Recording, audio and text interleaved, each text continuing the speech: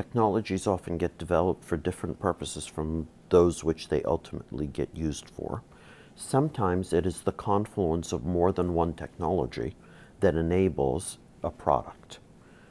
Think about cars. If you and I sat down to develop a car today, it would take roughly 5 years before that car could hit the showroom. The car would be on sale for several years. And meantime, the customers who buy those cars are likely to keep them from 3, 4, 5 years, right?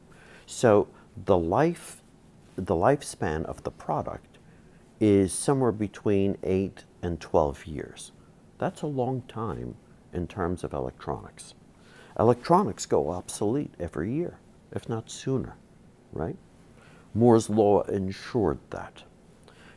Automotives have always taken the position that it was their car and they had to develop all the electronics that were in it. No longer the case. You can't build a car, design in the electronics at the design stage, and assume that those electronics will remain relevant for the lifespan of the car.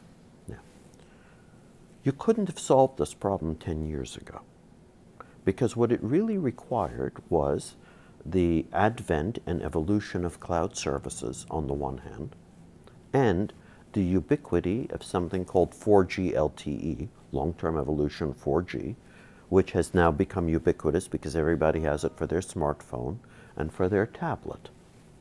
You now have a car, a rolling vehicle, that has communications capabilities, transmit and receive. So what you can do in computer terminology is build a simple thin client into the car and constantly modify the capabilities of that device because it's cloud served. And that's the change. Now, what are the long-term implications? Yeah, your navigation is up to date all the time. That's very cool. Can you order pizza? Yeah. That's not earth-shattering, though.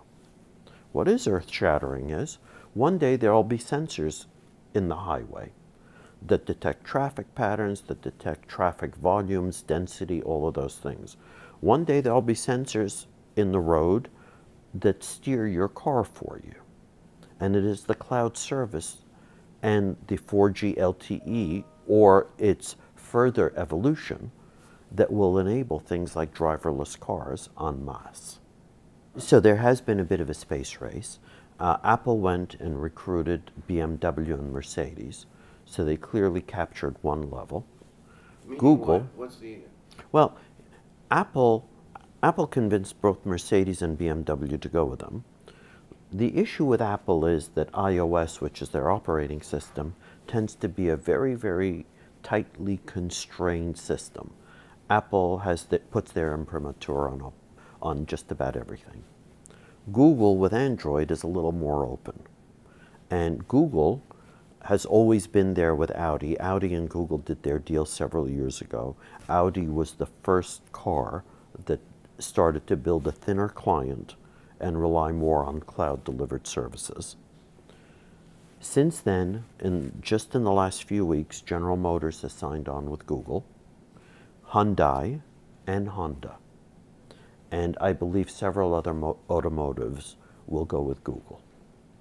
So we will have most major manufacturers around the world likely aligned with one of the two of these guys, and the services will be delivered in a manner that is consistent pretty much across all these vehicles. So initially, it's about ensuring that you don't do certain things while you're driving.